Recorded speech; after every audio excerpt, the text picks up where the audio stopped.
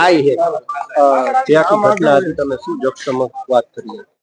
આખી ઘટના બાબતે મેં એ વાત કરી કે અત્યાર સુધી હું હેરાન થતી હતી, આ લોકો મને જે હેરાન કરતા હતા, જે મને ત્રાસ આપીને મને ખોટું બોલવા મજબૂર કરતા હતા, પણ મારે એવું હતું કે જો હું ખોટું બોલું તો મારો જીવ જોખમમાં હતો અને આ લોકો મારી પાસે મારો ઉપયોગ કરીને મને ખોટું બોલાવવા માટે મને નિવેદન તૈયાર કરીને દેતા હતા. પોલીસ વાળાને બધા ભેગા મળીને, વકીલ ને બધા એના લોકોના ભેગા મળીને, આજે જયરા છે અને એ લોકો છે એના બધા ભેગા મળીને મારી વિરુદ્ધ મને આવું નિવેદન દેવા માંગતા હતા કે આજે 7 વ્યક્તિ છે, 6 વ્યક્તિ એના નામ તું દઈ દે એમ તો તને આમાંથી મુક્ત કરી દેશું, તારું નામ કેસમાંથી કાઢી નાખશું, આજીવન તું કે જીવીશ ત્યાં સુધીનો ખર્ચો કે અમારો, એવી મને લાલચો આપતા હતા અને મને આમાં ધમકાવતા હતા જો તું આમ નહીં દેતો કે તારા પરિવાર ઉપર એ ખતરો છે એમ. તો મેં કીધું કે વાંધો નહીં, તો હું આ નિવેદન દઈ દઈશ એમ. હું તૈયાર, ત્યારે મેં ના પાડેલી હતી કે હું નિવેદન દેવા તૈયાર થઈશ એમ, પણ હું કોઈના નામ નહીં લઉં, કે હું જે સાચું છે એ નિવેદન દઈશ હું કોર્ટ સમક્ષ, ખોટું નિવેદન હું નહીં દઉં. તો એને કીધું કે નહીં, એ રીતનું નિવેદન નથી દેવાનું. પછી એને મને હાથે તૈયાર કરીને નિવેદન દીધું અને એ નિવેદન મને દેવા માટે મજબૂર કરતા હતા. જયારે મેં નિવેદન અત્યારે ન આપ્યું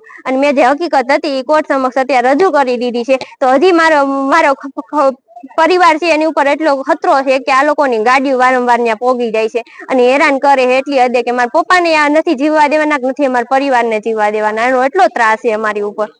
કોના દ્વારા તમને કહેવામાં આવતું હતું, કોના વિશે નિવેદન દેવાનું કહેવામાં આવતું? આજે આ છે એ જયરાસિંહ ના કહેવાથી આ બધું કહેવામાં આવતું હતું. એના માણસો વારંવાર અમારા ગામમાં ગાડી લઈને આવતા હતા, અમને ત્યાં લઈ જતા હતા, હોટલમાં જ રાખતા હતા, હોટલ થી બહાર નથી નીકળવા દેતા. હજી મારા પપ્પાને આ લોકો નહીં જીવવા દે.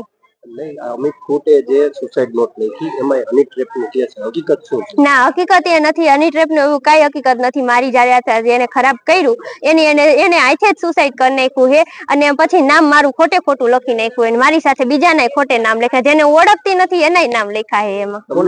કોણ જતું? આ જયરાસિંહ ના માણસો. તમને ખબર છે જયરાસિંહ ના માણસો? હા, મારા પપ્પા સાથે મુલાકાત થઈ ગયેલી છે, મારા ગામમાં આવી ગયેલા છે. કોના વિશે નિવેદન દેવાનું કહેતા હતા? અનુરૂપસિંહ કરીને છે અને રાજદીપસિંહ કરી છે, એના વિરુદ્ધ મને નિવેદન દેવાનું કહેતા હતા. અને સંજયભાઈ છે અને દિનેશભાઈ છે જે એડવોકેટ હતા, એનું વિરુદ્ધ એવું નિવેદન દેવાનું કહેતા હતા. પોલીસ માંથી તમને કોણ પ્રેશર હતું? આ પરમાર સાહેબ છે ઈ અને આજે કેજી ઝાલા સાહેબ છે ઈ અને ગોડલ તાલુકા પોલીસ સ્ટેશન વાળા. શું કહેતા હતા પોલીસ તમને? એને નિવેદન હાથે તૈયાર કરીને રાખ્યું હતું, બસ મને એમ કીધું હતું કે આ નિવેદન તું દઈએ છે એમ, પછી કઈ પણ થશે તો કે હું તારી અરજી લઈ લેશી કે તને કોઈ હેરાન કરશે તો એમ. ઈ નિવેદનમાં શું લખેલું? ઈ નિવેદનમાં એવું લખેલું હતું કે અનુરૂપસિંહ અને રાજદીપસિંહ ની ગાડીઓ આવતી, એવું ખોટું છે, જો કે એ સાચું છે નહીં, પણ આ લોકો એવું લખેલું હતું નિવેદનમાં કે એમાં એની ગાડીઓ આવતી હતી, એવું તારે ખોટું બોલવાનું. ખરેખર તો જે મારા ગામમાં ગાડી આવતી હતી મને લેવાય, જયરાસિંહ ની ગાડી હતી, પણ આ લોકો એના ઉપર આક્ષેપ નાખતા હતા કે આનું વિરુદ્ધ એટલું નિવેદન દઈ દે એમ તો તાર ફાયદો છે, બાકી કે તારો જીવે જોખમમાં અને તારો પરિવાર ને કે ગમે કે આમાં જોખમમાં નાખી દઈશું એમ.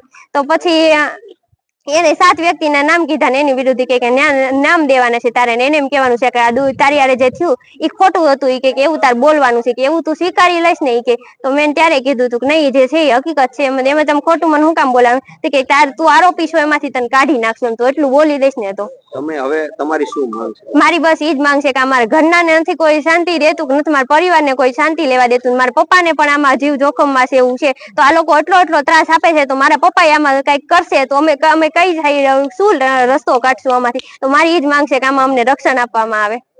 મેડમ